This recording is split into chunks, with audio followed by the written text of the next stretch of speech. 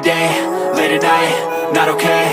All I want, and I pray, all I need are some better days. Fuck me, I'm looking in the mirror, so foggy, but I've never seen clearer. I don't really think anyone can save me, and honestly I'm not really sure I want saving. I like to be my own worst enemy. There's no risk if you don't try at anything, so I'ma just keep buying everything. See you in the next life, have to be a better me. I don't think that my head's on straight, gotta flip it and grip it and go and get an x-ray.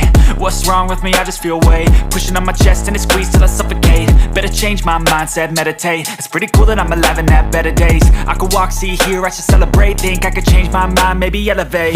Living life, every day, late at night, not okay.